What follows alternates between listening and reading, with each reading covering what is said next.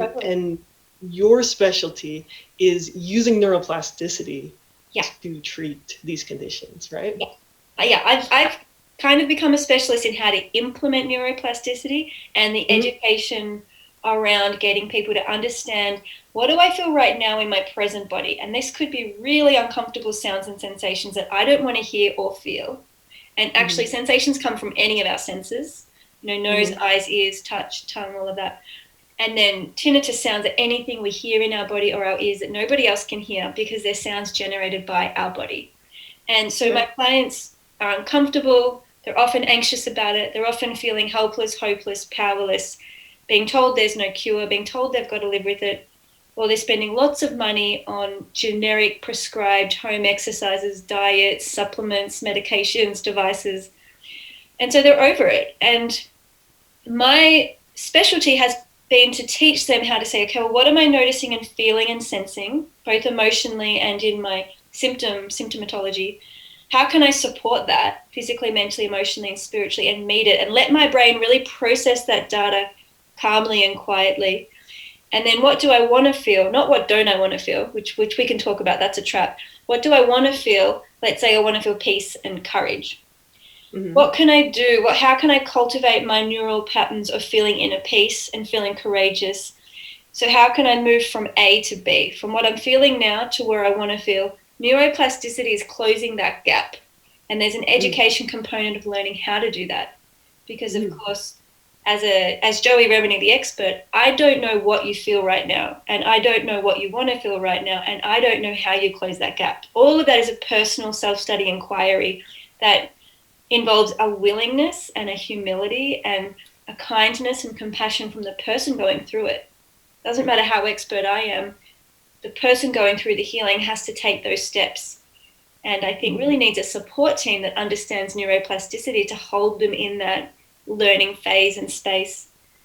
Totally. And it's normal to have tinnitus from time to time. It's even normal to have dizziness from time to time. And the research is suggesting that there's a full spectrum of persistent dizziness. And some people are debilitated by it, can't drive, can't pick up their children. Like, it's absolutely devastating. Other people get this persistent dizzy, not quite right feeling, and they don't care. They just carry on. Yeah. So there's a full spectrum, and all of it kind of falls within normal limits. But for people who get, I would call it abnormalized, like for whatever reason, their investigation process has abnormalized them, so they feel crazy. They feel like there's something wrong with themselves. There's nothing wrong with you if you feel this constant fog, like a brain bruise. There's nothing wrong with you. It's actually your brain is working overtime to figure out why you're feeling what you're feeling, and it's kind of fighting itself. It's living in an inner conflict. It's a sensory conflict where what you feel doesn't match what you see, or what you hear doesn't match what you think you should hear. And this sensory conflict is totally exhausting and depleting. It zaps us of our vitality, of our inner faith in ourselves. We end up with self-doubt, body image issues, anxiety, depression, isolation, you name it. It's an awful cascade of very predictable events, all of which are preventable, all of which are reversible. So, it's really key actually to note that what I'm seeing in my clients who are going through what I call the rock steady healing process with neuroplasticity is these improvements, the symptom reduction or resolution, we're seeing it regardless of people's age, regardless of their gender, regardless of their diagnoses or lack of diagnoses. And some people never get a diagnosis, which is frustrating, but it's okay. And regardless of time since onset of symptoms. So even if they've had 10, 20, 30 years of symptoms, they can still reverse it. And this is that innate healing power Emma's talking about.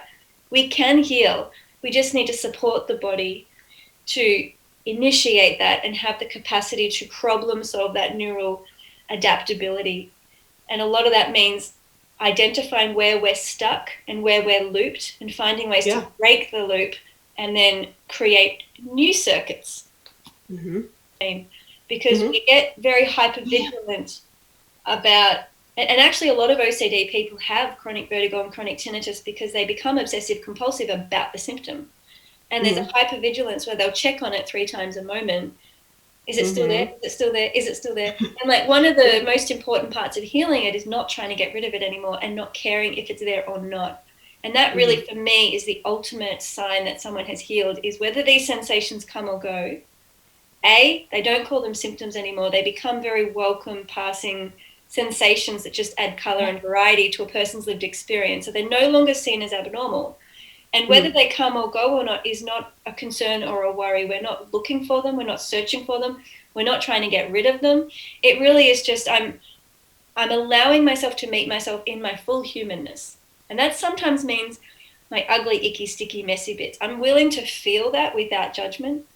And I'm also open to my orgasmic, blissful, joyful, pleasurable bits. So I'm not numbing, I'm not cherry picking the nice bits and then numbing, denying, distracting, medicating the nasty bits. I'm actually open to the full human spectrum, which I cover in my book, because I feel like that is such an important conversation for all modern humans. Yeah. And we need to learn how to feel again, because often we're just taught to pucker up and smile and don't cry and don't whinge and don't just get on with it, push through. And don't feel sad, just feel happy. You should feel happy all the time or whatever, right? Yeah. And that doesn't work, because from a neuroplasticity perspective, in fact, I share this example in my book of having chronic sadness. And I won't call it depression, because it was a chronic sadness after my brother broke his neck skiing. He became a quadriplegic. Inner world was a mess. I had suppressed all of my feelings of sadness, pretended I was happy, and told myself, well, I've got working arms and legs, so I should be happy, right? I should just get on with it. It got to this point where, like, I was just kind of couldn't eat anymore. Like, I was just completely like this on the inside. And my inner wisdom finally came through and was like, Joey, you're allowed to be sad. Your brother's never going to be the same again.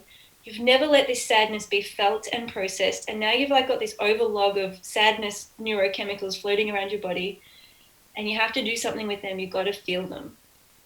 Feel them as long as it takes. Like, let yourself cry, let yourself go there. And I just kind of let all the feeling of sadness come through me with this deep compassion and acceptance and like reality. And the interesting thing is it passed really quickly. Like, once I let it pass, it was like this miraculous, like, poof,